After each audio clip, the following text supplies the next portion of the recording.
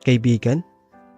Oo nga pala, kaibigan mo lang pala ako. Sabagay, ano nga bang karapatan ko kung kaibigan mo lang naman ako? Ano bang sinasabi mo, Leo? Mahal kita, Michelle. Matagal na. Grade 1 pa lang tayo, mahal na kita. Kaya kita laging inaasar noon para mapansin mo ko. Michelle, mula nang magkamuwang ako sa mundo, wala na akong ibang minahal pa na babae kundi ikaw. Pero siguro kailangan kong tanggapin na kaibigan mo lang ako at walang magbabago dun. Michelle, ayoko masira ang pagkakaibigan natin kaya nilihim ko sa'yo ng matagal ang nararamdaman ko. Alam ko na may gusto ka kay Justin at wala akong magagawa dahil hindi ko kontrol ang nararamdaman mo. Dahil kaibigan mo lang naman ako. Ang sabi ko, Kuya Alex, bago lumabas ng kwarto. Agad akong pumunta sa lugar kung saan ay madalas na tumambay kami ni Michelle sa may pangpang sa dalampasigan. Pansamantala po ay nagpahangin ako roon at sandaling umiyak ng palihim. Masakit sa akin, Kuya Alex, lalo na at usap-usapan sa school na may gusto raw si Justin sa kaibigan ko. Ano nga ba ang laban ko sa kanya? Di hamak na mas mayaman ito, mas gwapo at mas matalino kumpara sa akin. Kaya pag nanligaw ito sa kanya ay sigurado akong sasagutin ito ni Michelle. Sa gitna ng aking pag-iisa ay may umupo sa tabi ko. Ang sarap ng simoy ng hangin, no? Sabi po ng isang pamilyar na boses sa akin. Lumingon ako rito at kumiti ito sa akin. Anong ginagawa mo rito? Ang matipid kong tanong at agad ibinaling ang tingin sa dalampasigan. Bakit? Bawal ba? Di ba dito naman tayo minsan tumatambay? Ang tugon nito. Muli itong nagsalita at hinawakan ng aking mga kamay. Leo, naalala mo ba yung mga katagang balang araw ay kakasal din ako sa taong mahal ko? Di ba? Parati kong sinasabi yun sa'yo. Si Justin, siya ba yung papakasalan mo balang araw? Ha? Hindi ah. Sa maniwala ka man o hindi, wala akong nararamdaman sa kanya. Dahil may isang lalaki na akong pinangarap noon pa man na gusto kong makasama habang buhay. Kung hindi siya, sino naman ang maswerteng lalaking yun? Ikaw. Nabigla ako sa naging sagot na ito ni Michelle. Napatingin ako sa kanya na may pagtataka at paninigurado sa mga narinig ko. Ako? Oo, ikaw. Leo, mga bata pa man tayo, gusto na rin kita. Di mo ba nahalata? Ikaw yung parati kong sinasabi na gusto kong pakasalan balang araw. Parati ko yung sinasabi sa'yo dahil gusto ko na mamapansin mo. Hindi ko nagawang sabihin sa'yo nararamdaman ko dahil akala ko kaibigan lang din ang turing mo sa akin. Pero Leo, mahal din kita at sigurado na ako na ikaw ang gusto kong pakasalan sa simbahan. Kaya nga nung inamin mo sa akin kanina, nabigla man ako pero sobrang saya ko dahil ganun din ang nararamdaman mo. Kuya Alex, iyon na ata ang pinakamasayang araw sa buhay ko. Dahil sa araw na iyon ay inamin ng babaeng mahal ko na mahal niya rin ako. Dahil sa tuwa nang malaman ko yon ay hindi napigilan ang sarili ko. Agad kong niyakap si Michelle ng mahigpit. Kuya Alex, hindi ako makapaniwala, as in nasabi ko na lamang sa sarili ko na Lord, kung panaginip man to, sana wag na akong magising pa. Hindi ko na pinalampas pa ang araw. Sa araw dong iyon ay nagsabi ako kay Michelle na kung maaari ko ba siyang ligawan. Hindi ko po inaasahan ang naging tugon nito sa akin. Para saan pa? Kung ngayon din ay sinasagot na kita. Talaga? Tayo na agad? Girlfriend na kita, Michelle? Hindi ko makapaniwalang tanong dito. Oo naman, Leo. Girlfriend mo na ako at boyfriend na kita. Muli ay niyakap ko si Michelle sa sobrang saya na nararamdaman ko. Pangako sa'yo, Michelle. Gagawin ko ang lahat para sa'yo. Hindi kita paiiyakin o sasaktan. Pangako yan. Ito ang salitang binitawan ko na agad niya namang ikinatuwa. Aasahan ko yung pangako mo, ha? Leo, tingnan mo. Ang ganda ng simbahan dito sa lugar natin, no? Ang saad nito habang nakatingin sa isang matandang simbahan sa lugar namin. Kahit kasi may katandaan na ito ay hindi pa rin nawawala ang ganda ng kasaysayan ng nasabing simbahan. Michelle, di ba sabi mo gusto mo dyan ikasal sa simbahan na yan? Oo, gusto ko na dyan tayo ikasal. Leo, sana balang araw sa simbahan na iyan tayo ikakasal. At sana rin sa simbahang ding iyan ay bibinyagan ng ating magiging mga anak at tiyan natin sila dadalhin kapag magsisimba tayo. Oo, Michelle, pangako mo yan? Pangako, Michelle. Talaga? Sumpaman sa Diyos? Opo, my future bride. Sumpaman sa Diyos. Tiyan tayo ikakasal at tiyan bibinyagan ang mga magiging anak natin. Teka, ba't ako lang nagbibito ng pangako? O edi pangako rin at sumpa din sa Diyos. Napangiti na lamang ako at agad siyang hinalikan sa noo at niyakap ng mahigpit. Saksi po ang simbahang iyon sa aming pagmamahalan. Saksi ang simbahang iyon sa mga pangakong aming binitawan. Araw-araw, Kuya Alex, ay dumadaan kami roon sa simbahan pagkagaling sa eskwela. Araw-araw din ay pumapasok kami sa loob at nagdarasal na sana ay matupad ang mga pangarap namin na ikasal sa mismong simbahan pagdating ng panahon. Minsan kapag walang tao sa loob ay sinasanay namin ang ginagawa ng dalawang ikakasal. Pinapraktis na po agad namin iyon para handa na kami at alam na namin ang gagawin pagdating ng araw na ikakasal na kaming dalawa. Sinabi rin po namin sa mga magulang namin ang tungkol sa amin ni Michelle at maging sila ay walang tutol sa aming dalawa. Basta pag-aaraw lang daw muna ang aasikasuhin namin. Kuya Alex, wala na ata akong mahihiling pang ibang mga bagay. Walang araw na hindi ako naging masaya dahil kay Michelle. Tuwing hapon pagpatak ng 5 PM ay pumupunta kami sa Pangpang. Umupo kami sa malaking bato at humaharap sa dalampasigan. Pinagmamasdan naming pareho ang paglubog ng araw. Kasabay ng simoy na hangin na dumadampi sa aming mga balat ay ang katotohanan na si Michelle na ang pinakamagandang regalo na ibinigay sa akin ng puong may kapal. Araw-araw namin naging routine, Kuya Alex, ang pagpunta sa Pangpang at pag-upo sa malaking bato para masilayan ang paglubog ng araw. Kung dati kasi nung magkaibigan pa kami ay tambayan lamang namin ito kung kailan namin gusto. Pero naging parte na ito ng pang-araw-araw naming buhay.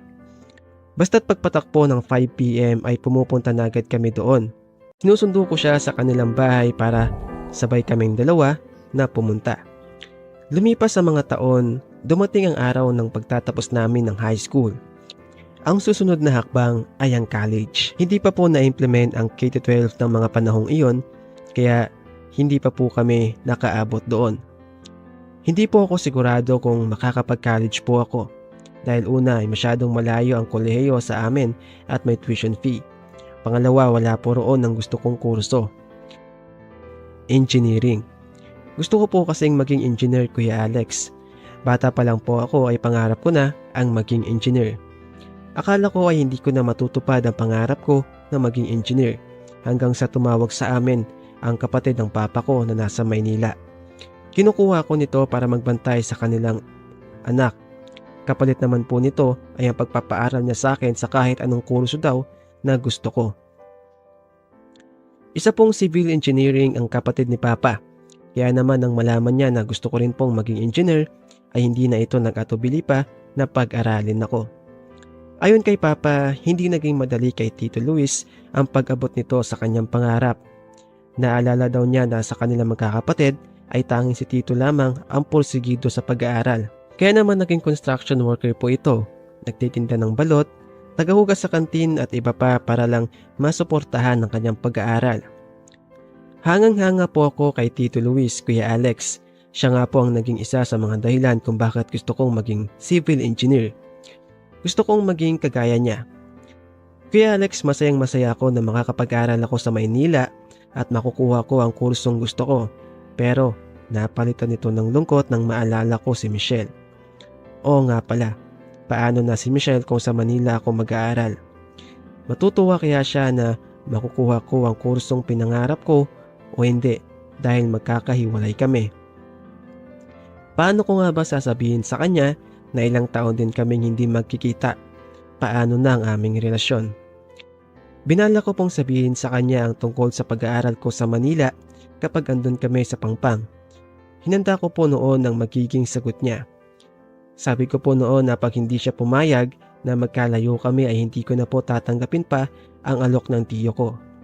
Nakakapanghinayang man po kung sakali pero mas importante pa rin sa akin si Michelle. Nang nasa pangpang na po kami ay napansin ko na wala itong imik. Tahimik lamang ito na nakatingin sa dalampasigan. Michelle, ayos ka lang ba? Ang tanong ko para mabasag ang katahimikan. Di na ako makakapag-aral sa kolehiyo. Ang malungkot na tugon nito. Ha? Bakit? Alam mo naman na masyadong malayo ang universidad sa atin. Sa kabilang lugar pa yun. Isa pa, di nila kakayanin yung tuition fee at mga gastusin kung sakali. Paano na yan? Anong balak mo? Magtrabaho. Gusto ko rin kasi na makatulong kila mama sa mga gastusin. Nangangailangan doon ng cashier sa isang grocery store sa bayan. Pinasok ako ni mama doon. Paano na pag-aaral mo? Yun ang pag-iipunan ko. Pag nakaipon na ako, babalik na ulit ako sa pag-aaral. Ikaw ba? Makakapag-aaral ka ba? Oo, Michelle. Pero hindi dito. Ha? Saan? Sa Maynila, Michelle. Kinukuha kasi ako ng kapatid ng papa ko na isang engineer para pagbantayin sa mga anak niya.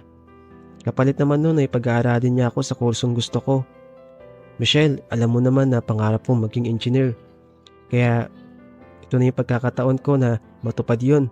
Wala kasing engineering dito sa lugar natin eh. Kung meron ng sana, hindi na sana ako.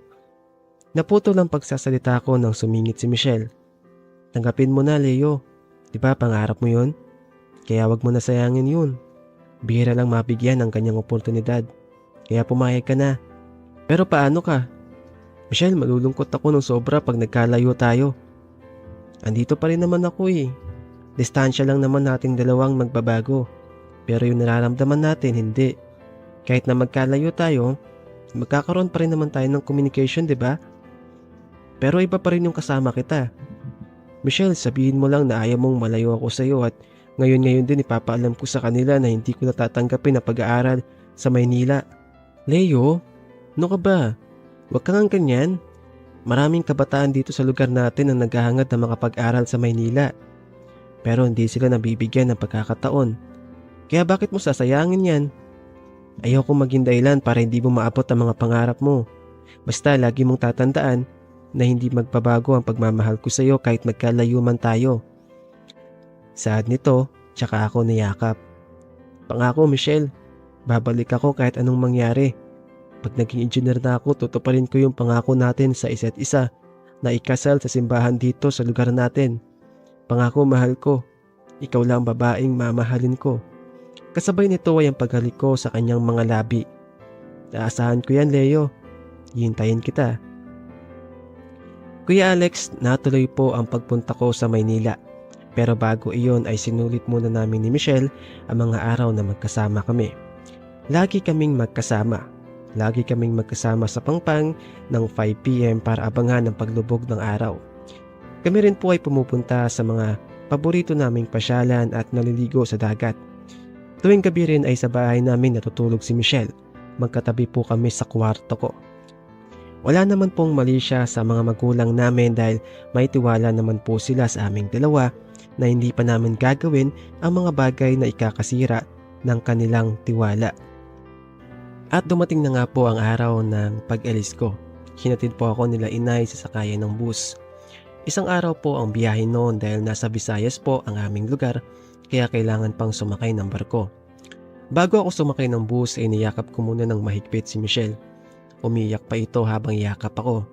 Huwag ka na umiyak, Michelle. Alam mo naman ayoko nakikita kang umiiyak eh.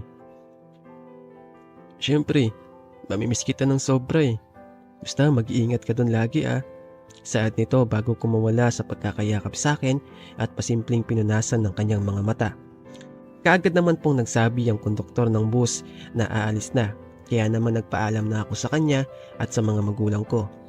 Bago ako tuluyang sumakay ay nag-iwan ako ng isang maliit na papel kay Michelle.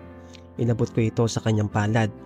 Nakasulat po roon ang katagang babalik ako, ano man ang mangyari. Sumpa iyan sa Diyos. Kuya Alex, habang ako ay nasa bus ay hindi ko mapigilan ng maiyak.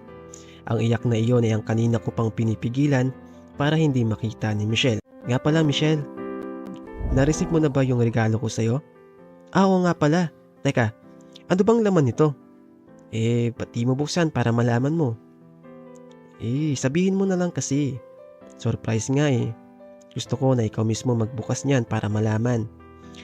Nang buksan po ni Michelle ang regalo ko sa kanya, halos maiyak po ito nang makita ang laman. Cellphone? Teka Leo, regalo mo to para sa akin?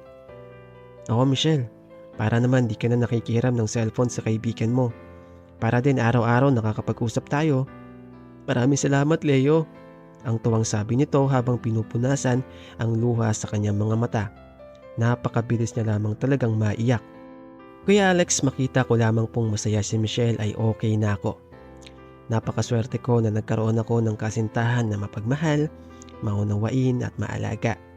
Oras-oras po ay nakaka-receive ako ng message mula kay Michelle. Katulad ng, "Hello mahal ko, kumain ka na ba? Huwag papagutom ha, mag-iingat ka lagi, miss na kita." Akala ko Kuya Alex hindi magbabago ang ganong routine na araw-araw ay nakaka-receive ako ng ganito mula sa kanya. Nang tumungtong na po ako sa 2nd taon sa kolehiyo, napansin ko ang panglalamig ni Michelle. Kung dati kasi ay oras-oras itong nagte-text, pero ngayon ay madalang na lang. Ganun pa man po ay kapag may oras ako, ay ako ang unang nagte-text sa kanya. At minsan naman po ay tumatawag ako dito. Pero makaraan ng ilang araw ay kapag tinatawagan o tinetext ko si Michelle ay hindi po ito nasagot. Nakakapagtaka dahil may sarili naman po siyang phone. Iniisip ko baka busy lamang siya sa kanyang trabaho. Kuya Alex, hindi na po nakapag-aral pa si Michelle. Nawalan na po ito ng interes na bumalik pa sa pag-aaral matapos makapagtrabaho. Umangat po kasi ang kanyang posisyon sa isang grocery store. Mula sa pagiging cashier ay naging manager po ito. Sa una ay naiintindihan ko naman kung bakit hindi na siya nakakapag-text sa akin. Pero nang hindi na siya sumasagot sa mga tawag ko sa loob ng 3 linggo ay medyo nagtataka na po ako. Nakibalita ako sa mga magulang ko about kay Michelle, pero ayon sa kanila ay hindi na rin po nila ito gaano nakikita. Lumipat na rin daw po kasi ng bahay ang mga magulang nito na walang pasabi kaya hindi nila alam kung nasaan na sila ngayon nakatira. Sobra akong nalungkot Kuya Alex. Sobra akong nag-alala sa kanya. Pumasok sa isipan ko na baka ipinagpalit na ako ni Michelle pero napaka-imposible. Dahil nangako kami sa isa't isa na magsasama habang buhay.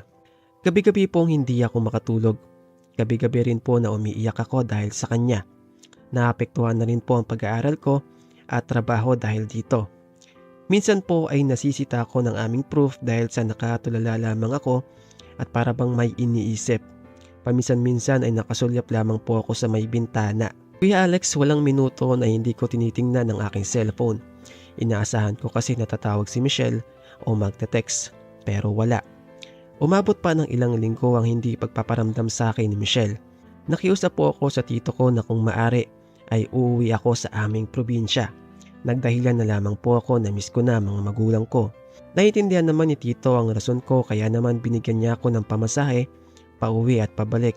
Nung una po ay hindi ko ito tinanggap pero pinagpilit niya pa rin na tanggapin ko na lamang kaya wala na po akong nagawa. Sakto naman po at 2 weeks ang bakasyon namin sa school. Nag-resign na rin po ako noon sa trabaho. Ipinaalam ko po sa mga magulang ko na uuwi ako. Pagka-uwi ko po ay agad kong pinuntahan ng bahay nila Michelle. Tama nga po sila papa. Wala na sila doon.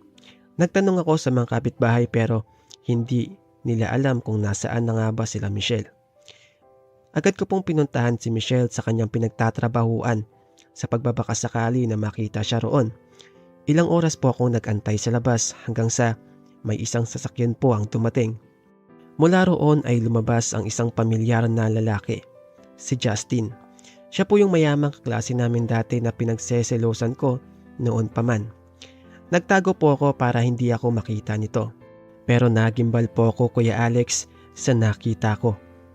Kasabay po nito ay ang pagbaba ng isang babaeng matagal ko nang gustong makita. Si Michelle. Siya po ang babaeng kasama ni Justin sa loob ng sasakyan. Nakita ko po na sabay silang pumasok sa loob. Bago po umalis si Justin ay niyakap at hinalikan niya pa sa labi si Michelle.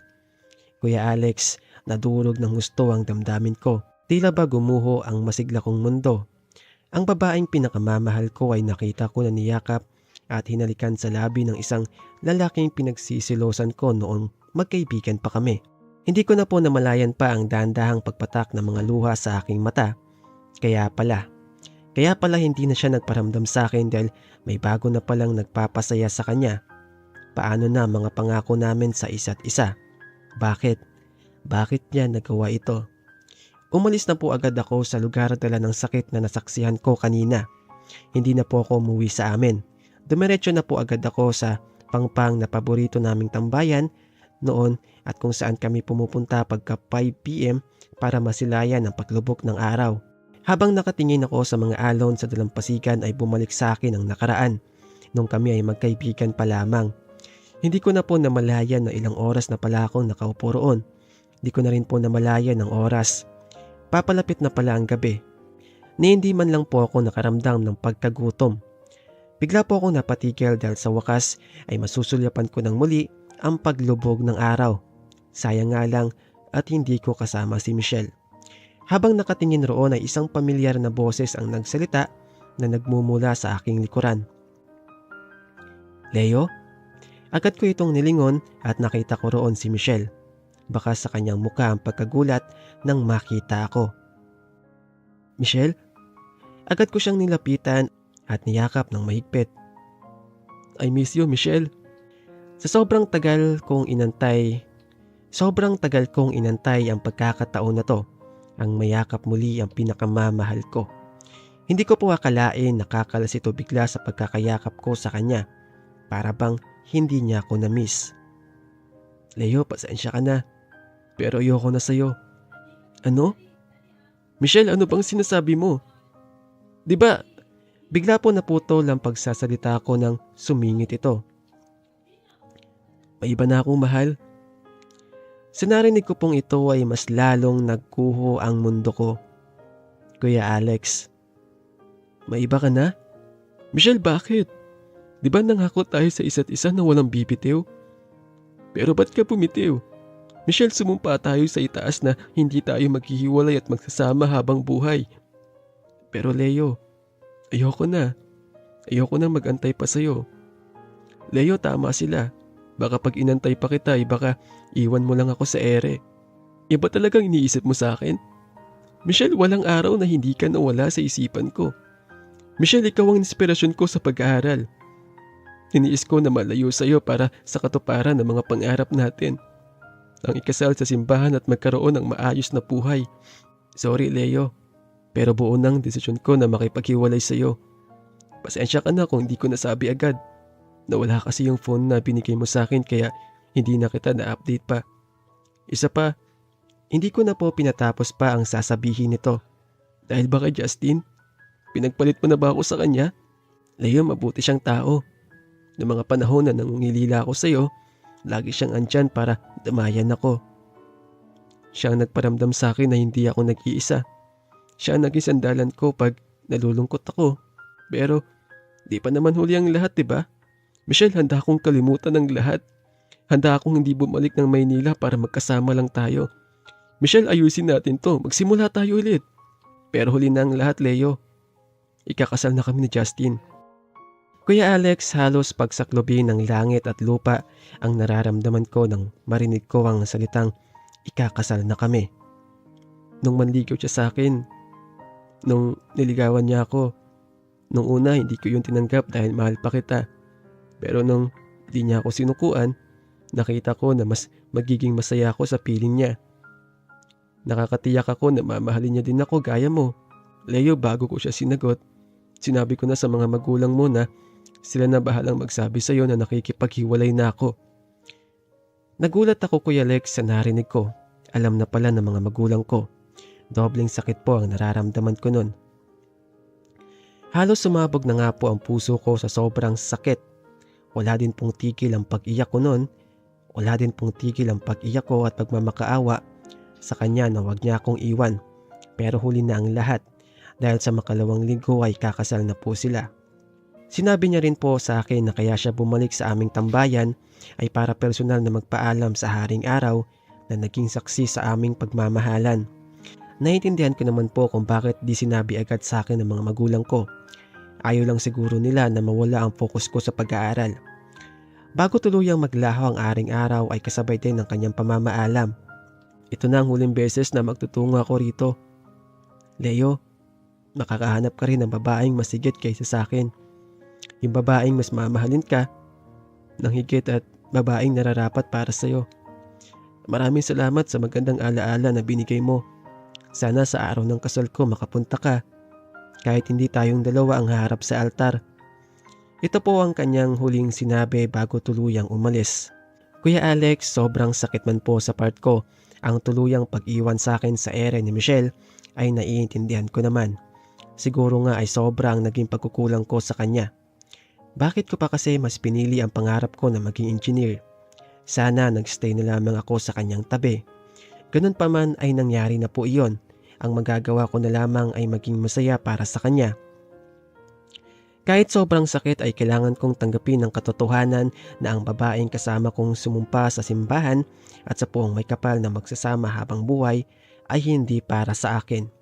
Kasabay ng paglalakad ni Michelle papunta sa harapan ay ang pagbabalik tanaw ko sa aming nakaraan.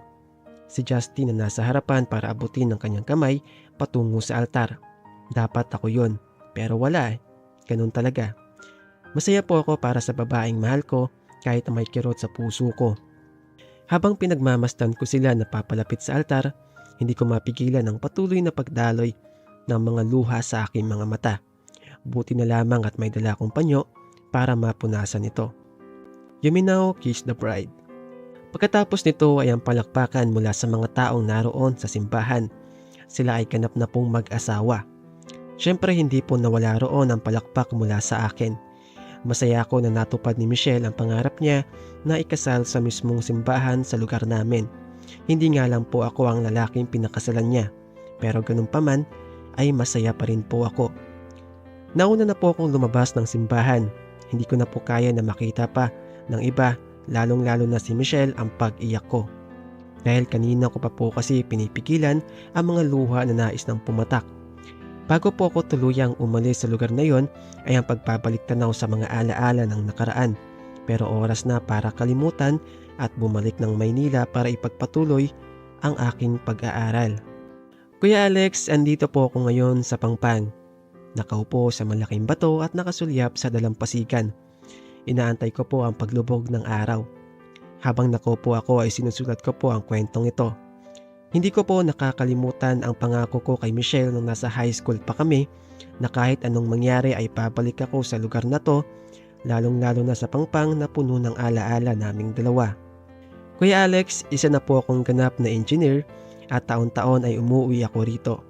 Bukod po kasi na dito ako lumaki, puno rin po ito ng alaala. Sa Manila rin po pala nakatira ang mga magulang ko. Nakapagpunta na rin po ako ng bahay at sasakyan para sa kanila at para sa sarili ko. Hindi na rin po pala dito nakatira sila Michelle. Ang huling balita ko po ay nasa Amerika na sila ng kanyang asawa. Kuya Alex, hanggang ngayon ay hindi ko pa rin po makalimutan si Michelle.